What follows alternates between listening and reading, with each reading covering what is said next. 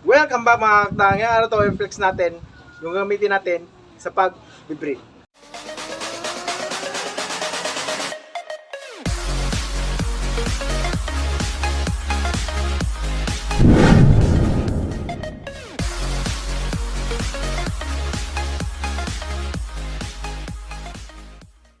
Ito pala yung gagamitin natin sa pag-breed ngayon. Ayan, ang Gelmo sweater. Ayan. Kunin natin, pakita natin ng malapitan. Ayun, ito yung isa sa gagamitin natin sa pag-breed. Ito Gelmor na cross sa sweater. Kaya papares natin is yung Gelmor na broodcock. Pakita ko rin sa inyo. Saka yung anak nito is gagamitin din natin sa pag-breed. Kukunin ko, papakita ko sa inyo. Yung anak nito is nasa talisayin na kulay kasi na-cross sa talisayin. Kaya hindi po magiging ganito yung kulay ng anak niya na gagamitin din natin sa pag-breed. Kukunin ko, pakita ko sa inyo ano yung itsura ng anak na babae na itong Gelmor sweater. Ayun, ito yung isang gagamitin natin sa pag-breed natin ngayon. Ayan.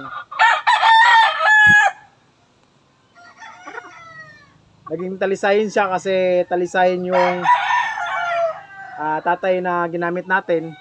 Ayan.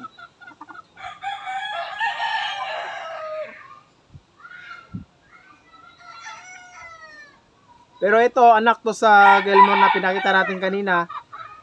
Gusto kong magkaroon ng maraming Gelmor kaya gagamitin din natin to sa pag-breed ngayon. Kasi nung nakaraang video natin, nasabi natin na babalik tayo sa pag-vlog kasi matagal din tayong nawala sa paggawa ng mga video. Kaya 2026 babalik tayo at magsisimula tayo ulit sa pinakababa para magkaroon na tayo ng maraming manok kasi daanan tayo ng sakit kaya medyo naubos. Saka yung iba nabenta ko na, yung mga natira ko na lang is yung mga bagong pampalahi.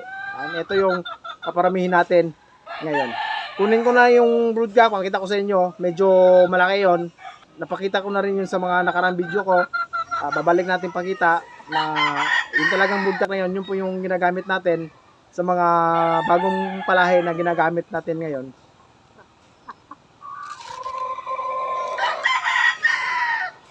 Ayan, green legs siya, green legs. May tahid.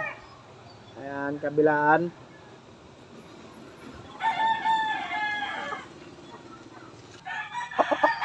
Ayun, ito yung gagamitin nating broodcock.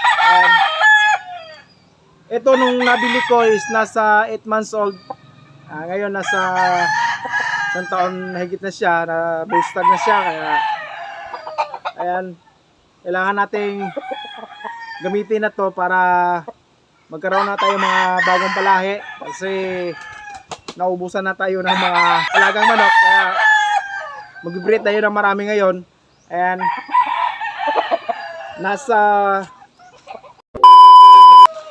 nasa 2 kilo mahigit to.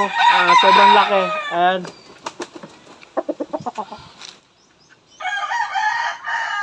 Hindi na natin pinungasan kasi gagawing broodcock. Asahan natin magparami tayo ng Gelmor. At saka kung bago pa sa ating channel, huwag kalimutan mag-subscribe tsaka click yung bell button para update sa ating mga bagong video ilalabas. Ikaw na hindi pa nakapag-subscribe, mag-subscribe ka na para malaman mo yung pamamaraan natin sa pagmamanok. Hanggang sa susunod. Bye-bye!